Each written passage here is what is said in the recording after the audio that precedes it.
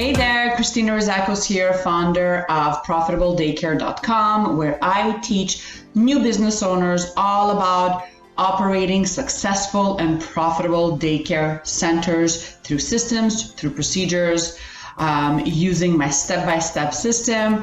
For those of you that are brand new to my website and my channel, I am a super busy mom of four. I have over 21 years experience in early childhood education, being an early childhood educator myself. And I also own my own center. It's been open since 2004.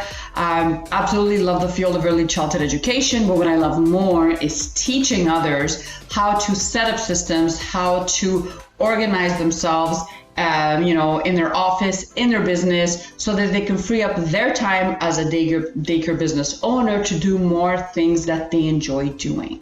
I think early childhood education and just owning your own center in general is one of the most fulfilling, career paths, jobs you can ever have. I think that we offer great value to the families that we serve, and that it's up to us really to offer quality care, to make sure that obviously that the kids are safe in our care, and that we hire quality people that fit our tribe, that fit our values and our belief system, and basically today what I will discuss is a little bit about that, about finding the right types of educators to bring into your business family, because it's not always easy. It's a very big complaint that a lot of daycare owners and directors have is, finding staff, and not just any kind of staff, because let's face it, you could, find any kind of staff out there. People are looking for jobs all the time, but the key is to find the right type of people to work with you in your center, with the kids in your care.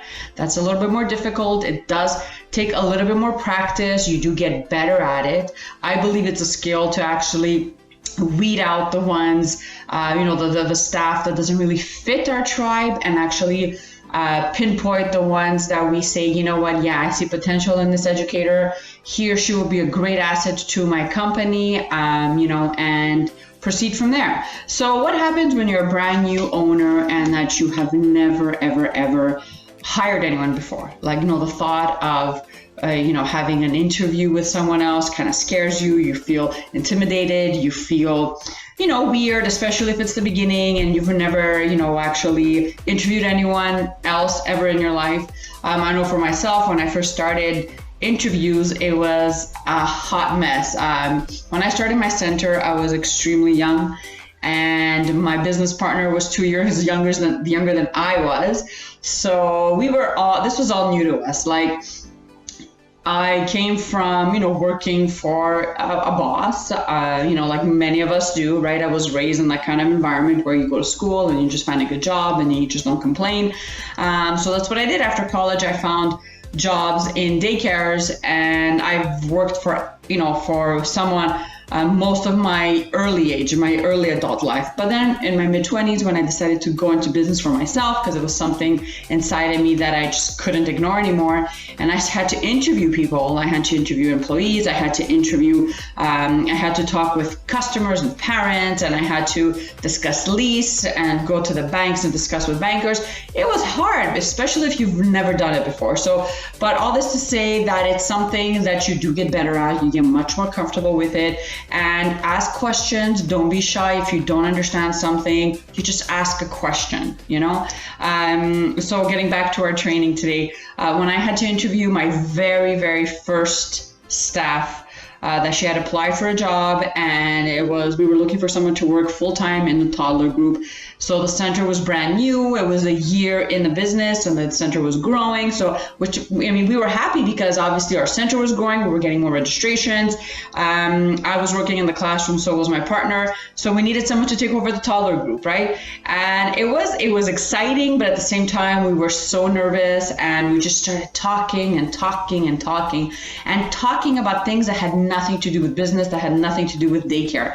And the conversation went on and on and on. And after a while, we had to really stop and think, okay, we had to let the person just leave because she was there for 30, 40 minutes. And after that, we kind of looked at each other like, okay, was that appropriate? Did we do a good job as, employers? Is she going to take us seriously? What did she think? So anyways, it was just a big mess, and I learned a lot from there. So now when I interview, I have a process.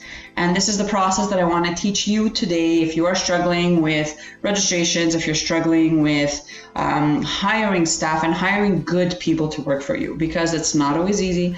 I believe in systems and having procedures in place, and this is what I teach my students. Policies and procedures are everything, especially if you want to run a smooth center that runs whether you're there or you're not. 5 steps to the interview process. So step 1, do not call someone in for a job interview if after reviewing their resume, there's a bunch of stuff missing. Like, let's say you asked for someone that has her certification. Let's say you asked someone that's available to be, opening the center at 6 or 7 and finishing in the afternoon. Maybe you're looking for someone to close the daycare every day.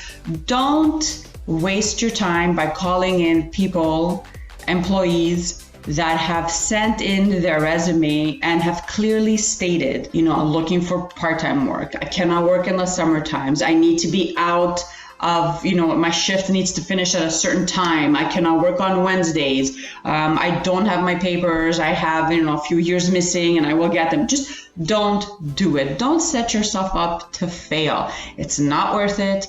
You are wasting the other person's time by bringing them in. And this is precious time that you are taking away from an interview from someone that has all the qualifications, that has all the paperwork you're looking for. So just really make sure you detail an awesome job description. And I actually have a training about this. If you go to my website, www.profitabledaycare.com, you scroll down, there is a banner that says hire amazing staff. Click on that, and I actually have a policy that is reserved only for hiring. So that's the number 1 step. Step number 2, you as the business owner needs to control the setup, the schedule, the interview. So you have all the power. It's up to you to plan times that you are feeling at your best energy-wise, that you actually have, your schedule is actually cleared to, go meet new people and have an actual decent, meaningful interview with someone. Don't schedule meetings in when you know you need to be out of the office in 30 minutes, or maybe you have a new parent coming in for a tour or registration. Don't schedule meetings in when you know that your energy drops. Like me in the morning, let's say, I'll give you an example. We only schedule interviews 2 times a week, and it's usually early in the week. It's always in the morning. Because that's when I feel like I have more energy, I'm more alert, I can actually have a meaningful conversation with someone and actually hear what they're saying. So make sure that you know exactly when you are feeling at your tip-top shape, and schedule your interviews accordingly.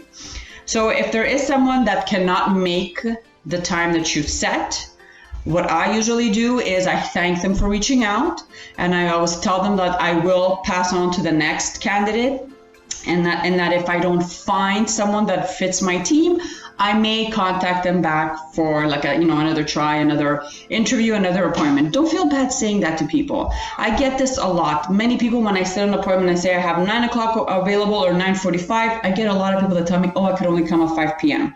But guess what? I'm not there at 5 p.m. and I don't feel bad about it either. I used to feel bad about it, but I don't, because I am the employer, I am the owner. They are looking for a job. So I think that it's my right to say, okay, I'll pass. And if I don't find anything, and if I still have your CV at hand, I may contact you back. So don't feel bad about saying stuff like that. So that's step number 2. Make sure that you're in control of your schedule. Make sure that you schedule your appointments according to your schedule, to your meetings. If you have tours, make sure you don't schedule appointments, then when you have, let's say, a fire drill, make sure you're not scheduling appointments in the morning, and make sure you go with your mood and your energy level. Really important. Step number 3, make sure that before the employee comes in, or a future employee comes in for an interview, make sure you have or you've asked for all the paperwork you need. There's nothing more annoying than someone comes in and they don't have a resume printed out for you. They don't have a copy of their credentials. They don't have reference letters. They don't have, let's say if you ask them for a copy of a program they've planned. There's nothing more annoying. I know for myself, it really annoys me because I make it a point to ask for certain things before I schedule an actual appointment. So I ask for a resume, I ask for a copy of the first aid. If they have their background check, I ask a copy for that. If they're looking for a job as an educator, I always ask for a week or two's worth of a program to see what kind of curriculum, how they plan their activities. I ask for any special trainings or workshops that they have had. Usually they give you a certificate when you do one of these classes. I ask for a copy. Sometimes I ask if they're in school. I always ask for a copy of their classes or their grades. I don't really necessarily need to see the grades, but I like to have something at hand where I can actually see where they're at, and the file is complete, that I'm not looking or waiting for a text or waiting for an email, right?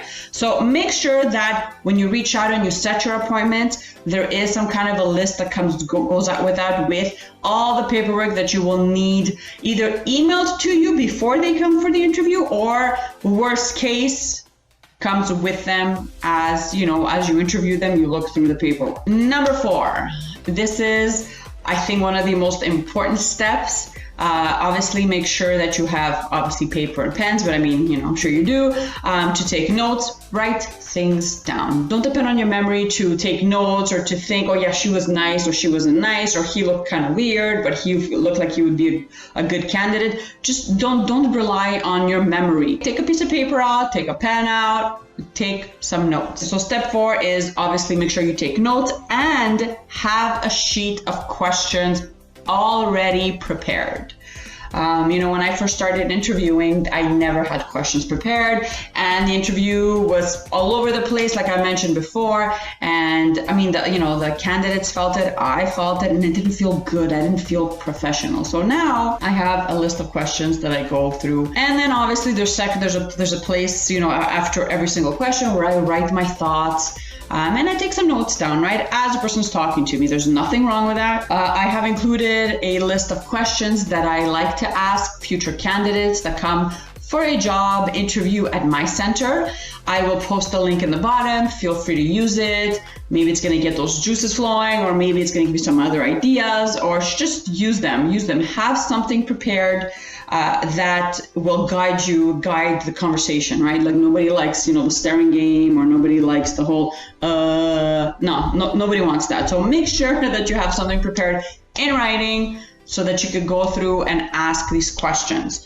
So the questions obviously should be related to the job itself and to the position, right? So we're not gonna, I wouldn't necessarily ask a person that's being interviewed for the educator position the same questions I would ask someone that's applying to work in the office, right? 2 totally different things. So make sure you have different sets of questions for every position in your center. And again, I have included a free template of questions that I use in my center. Feel free to use them. Step 5 in the interview process is the very last thing you do after your interview is finished. You set a time for the callback. I suggest you call back everyone that came to the appointment, regardless if they are hired or not. I think it's something kind you can do and offer closure, I guess, to those that did not get the job, so they know that, it didn't work out there, so I'll continue my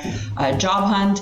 Whatever the case is, have a certain amount of time that you start doing your callbacks. Let's say you finished interviews on Monday, I say by Thursday. So at least 48 hours after you're done with interviews, your potential employees should know if they have the job or not. It's common courtesy.